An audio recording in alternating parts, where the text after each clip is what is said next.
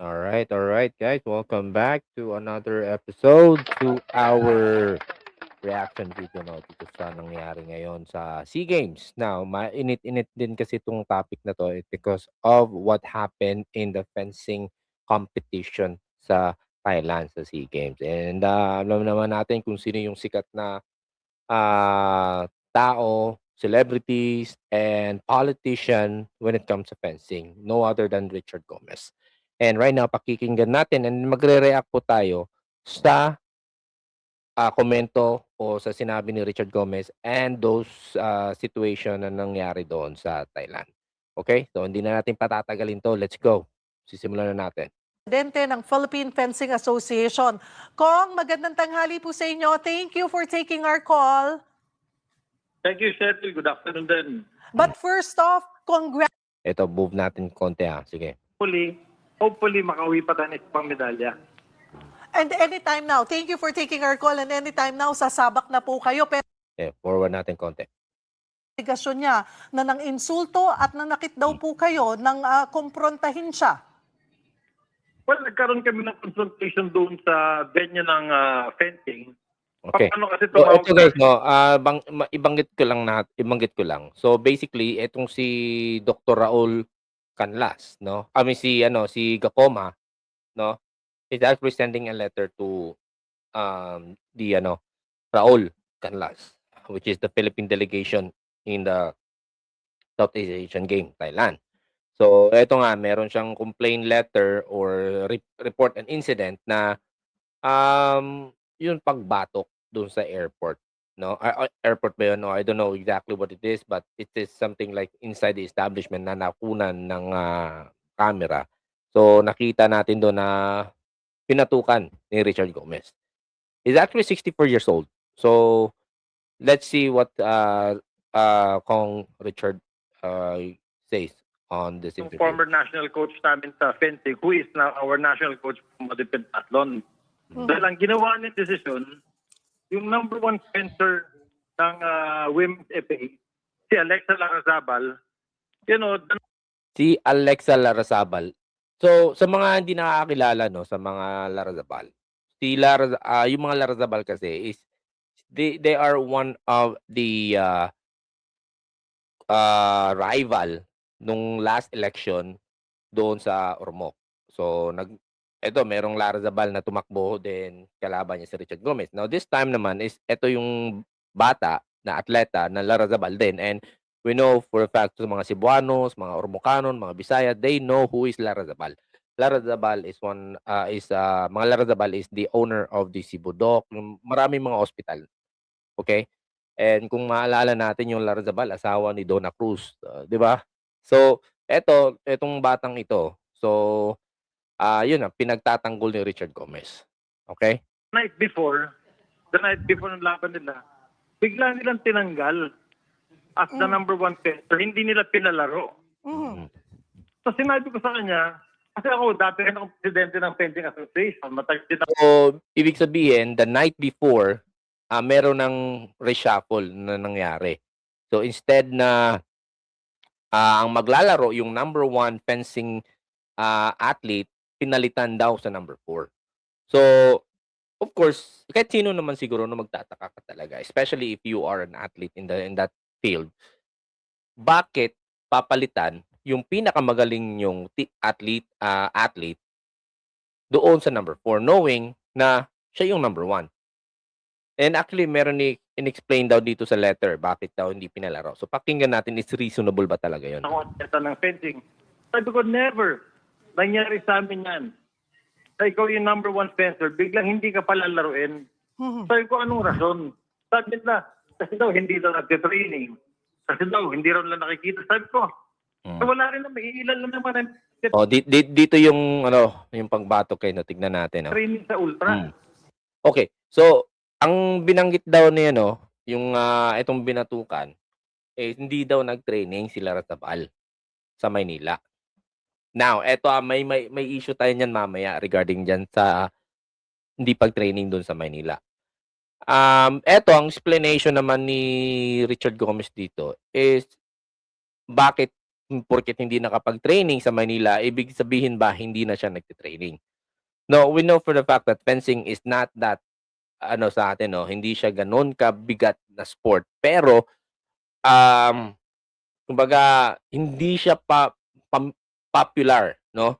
So, when it comes siguro sa facilities, sa training, iba ang training na makukuha nila sa mga fencing team doon sa Maynila. It possibly kulang yung budget o kung magte-training man in their own pocket, especially those athlete na hindi naman basta-basta na maglalaro diyan na wala kang ganito, 'di ba? So if we know Richard Gomez has the money, his daughter also playing, they have the money, Larrazabal, may mga pera 'yan. Kayang-kaya nila kumuha ng mga trainer na mas magaling pa sa national team, 'di ba?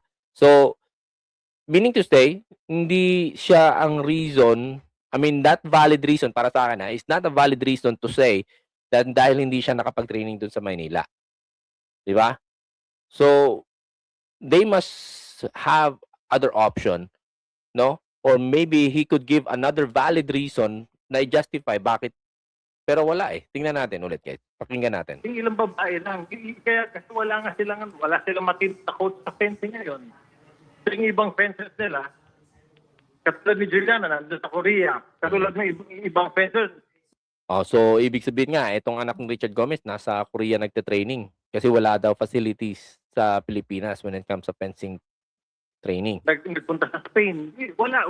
So, si Alexa, she wants to train sa Ormoc City. Doon sa Ormoc, may kaming fencing, may fencing hall kami, marami nag-fencing. So, she goes there to train.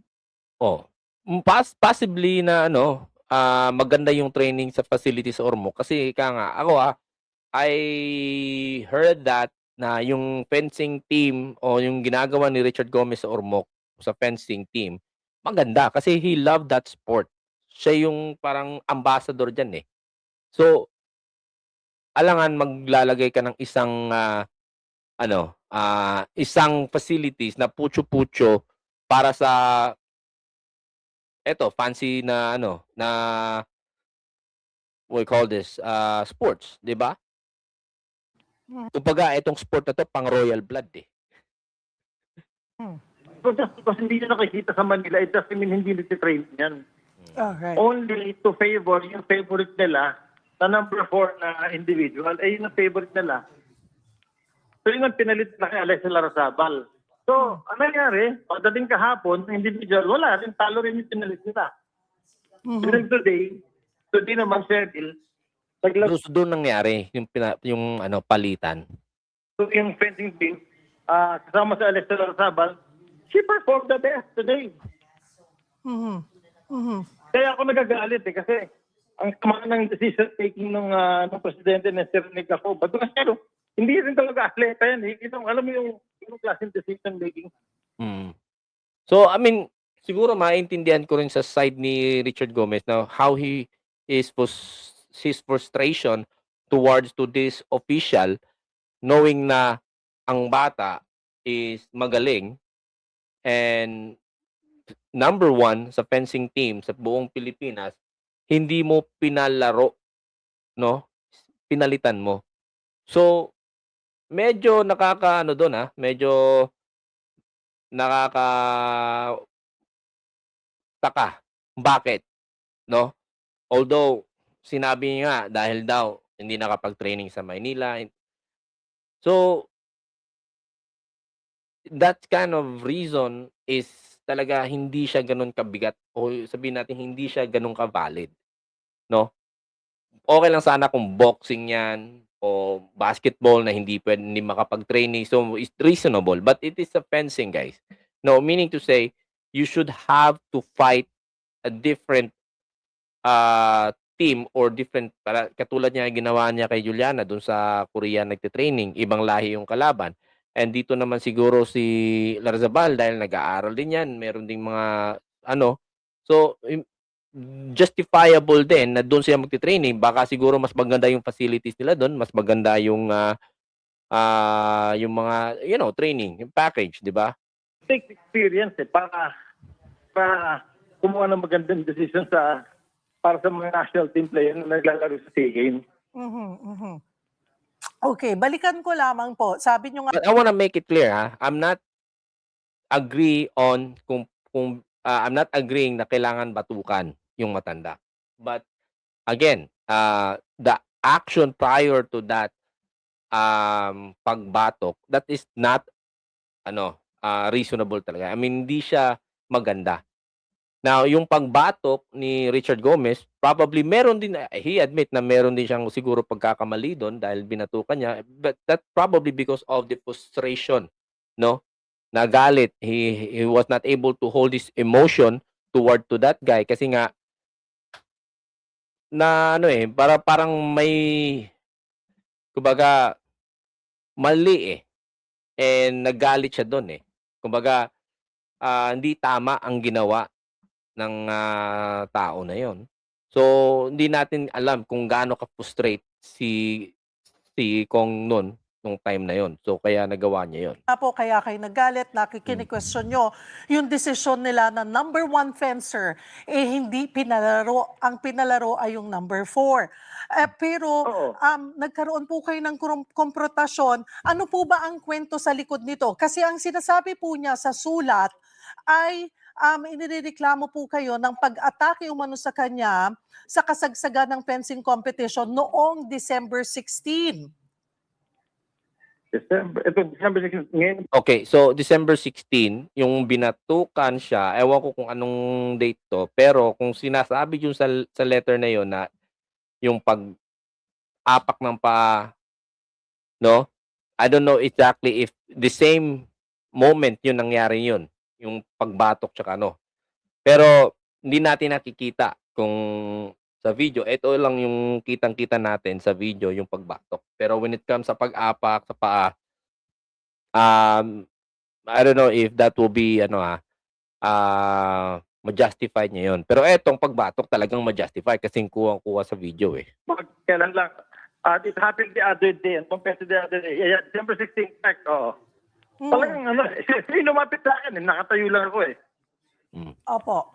Lumapit siya sa akin. So, nung lumapit siya sa akin, pagkami sa akin, sabi ko, bakit ganun ang decision making na ginawa ninyo? That's how it started. Oho.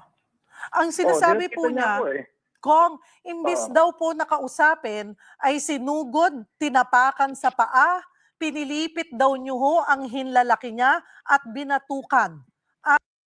Grabe yun At mayroon po kaming video, may lumabas po na video na batukan nga po siya. pero dapat siguro yung sa letter na rin yun, nilagay din rin doon na binatukan siya. 'Di ba? Dapat nilagay din yun. Ewan ko lang, nagtataka lang ako sa letter na yun, bakit hindi kasama yung sa pagbatok. Kayo po ba yung nasa video na yon? Hindi ko nakita yung video Pero nagkaroon talaga kami ng confrontation habang nag-uusap kami. Aha. Because I was so mad, when the country is fighting for a medal, bakit pa ipapasok yung mas mahina na player? Pinasasabi ko sa kanila And then prior to that, months before that, Kapul. binubuli nila ito si Alexa. Yun lang. Binubuli nila. Ito, dito na point guys i-highlight ko to about bullying Kasi nga, merong pa rin kumbaga, local discrimination sa kapwa Pilipino. So, ito, I mean, it is ongoing argument, sa mga Pilipino. So, pakinggan muna natin dito. You do not bully an athlete. Huwag yung babasitin yung mga athletes namin. So, ako rin, papailan ko rin sila ng kaso for bullying our athletes. They cannot do that. Oo. Pero nangyari nga po ba yun? Yung pagtapak nyo sa paa, pagpilipit sa hinlalaki, at pagbatok sa kanya? Lumalabas sa akin Alam nga naman halikan ko doon. Lumalabas siya. Sige, kung gano'n na niya, sino pa naman ako para matras? Richard, na nangyari yun. At saka nandun ako as an officer of the Fencing Association. Dahil gusto ko yung fencing, mas maraming medalya makuha. Pero sila mismo mga official, sila yung magulo Tapos may conflict of interest pa yung national coach. Oo, eto, conflict of interest daw kasi yung coach daw is magnanegosyo ng fencing. So, yun nga, I mean, there's a conflict of interest talaga diyan 'pag nangyari yun, kung nangyari talaga yan. Si national coach, hindi dapat naging national coach. Paano kasi yung negosyo niya is about fencing. Mm. So, dapat hindi talaga naging kasama dyan as a national coach.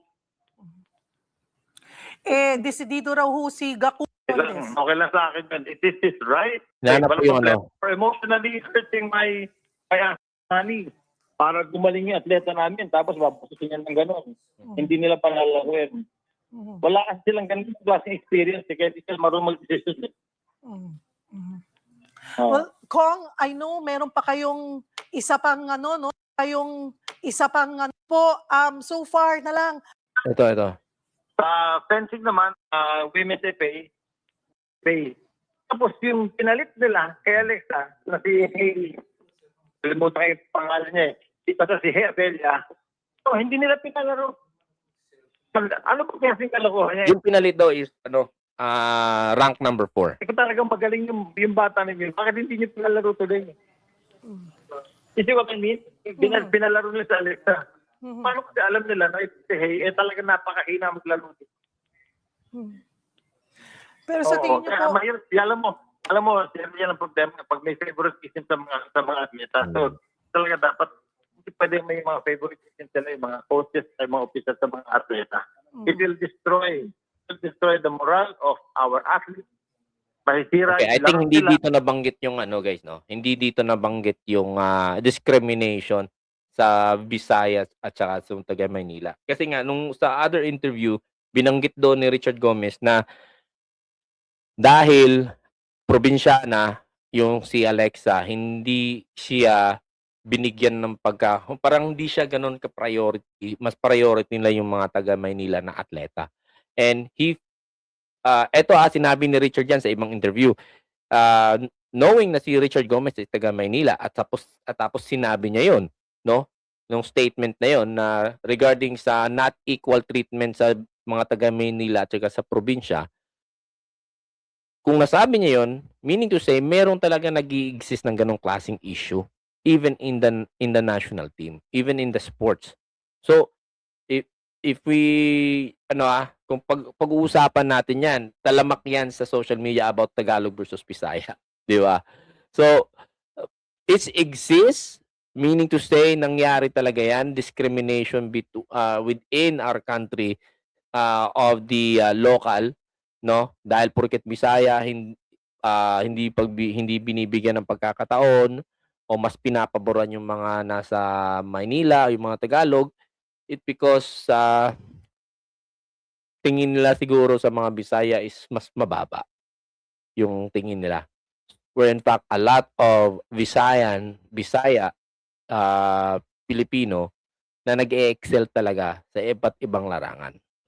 So, I also experienced that here in Maynila, no? Pero minsan talaga hindi sila mahihirapan sila makipag-compete sa mga Bisaya talaga, no? But anyway, like I said to you guys, no, whatever Richard felt on that moment na binatukan niya, sa kanya yun. Kasi nga, because he has the emotion, he has the feeling, no, na naawa siya sa bata, na frustrate siya doon, hindi niya mapigilan yung emotion niya. Kung sasampahan siya ng kaso, then let it be. So, malamang harapin niya yan. And then they have also, they will going to file a case as well. So, saan ba kaya mabigat doon? 'Di ba? Yung pagbubuli ng atleta o yung So, malamang parehas may laban. All right? So, anyway guys, no, that's all for now. For me, my takeaway dito, no, sana man lang, no, yung itong mga taga Maynila, you need to have an equal treatment to everybody. Kung kahit mga Tagalog man yan, Bisaya, Bicolano, sa anong lugar ka, you should have an equal opportunity. And that's all for now. And thank you so much for watching this video. Again, this is Bisho Shante. Have a great day. Bye for now.